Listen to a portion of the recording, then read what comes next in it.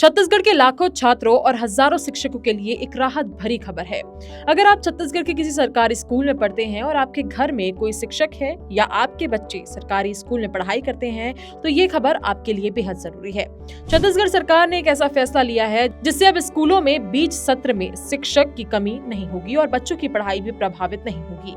दरअसल छत्तीसगढ़ शासन के स्कूल शिक्षा विभाग ने सरकारी और 100% अनुदान प्राप्त स्कूलों में काम कर रहे सहायक शिक्षक व्याख्याता, प्रधान पाठक और प्राचार्य जैसे सभी शिक्षक संवर्ग के लिए बड़ा फैसला लिया है।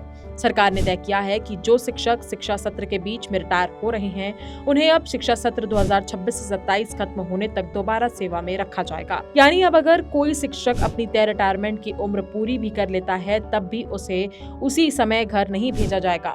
वो पूरे शिक्षा सत्र के आखिरी दिन तक बच्चों को पढ़ाएगा। इससे सबसे बड़ा फायदा छात्रों को मिलेगा, क्योंकि अब उन्हें 20 साल में नया शिक्षक मिलने या पढ़ाई रुकने जैसी परेशानी का सामना नहीं करना पड़ेगा। अब सवाल ये है कि आखिर ये फैसला क्यों लिया गया। आपको बता दें कि छत्तीसगढ़ में शिक्षकों की रिटायरमेंट की उम्र लगभग 62 साल है, लेकिन कई बार ऐसा होता है कि कोई शिक्षक नवंबर, दिसंबर या जनवरी जैसे महीनों में रिटायर हो जाता है। ऐसे में स्कूल में अचानक शिक्षकों की कमी हो जाती थी और नया शिक्षक आने में काफी समय लगता था।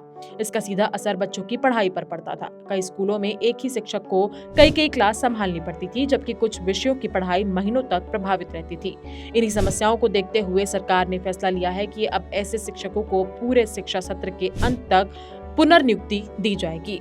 अब सवाल ये है कि किन शिक्षकों को फायदा मिलेगा। तो ये फैसला सिर्फ 1-2 पदों के लिए नहीं है। इसके तहत सहायक शिक्षक, व्याख्याता, प्रधान पाठक और प्राचार्य, ये सभी कैटेगरी शामिल हैं।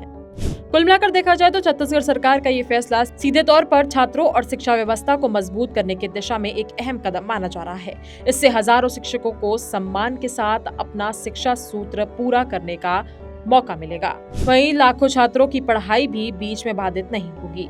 अब देखने वाली बात ये होगी कि इस फैसले का लाभ प्रदेश के सभी पात्र शिक्षकों तक कितनी तेजी से पहुंचता है और स्कूल में इसका कितना सकारात्मक असर देखने को मिलता है। सरकार के इस फैसले को लेकर आपकी क्या राय है? हमें कमेंट करके अपनी राय जरूर बताएं।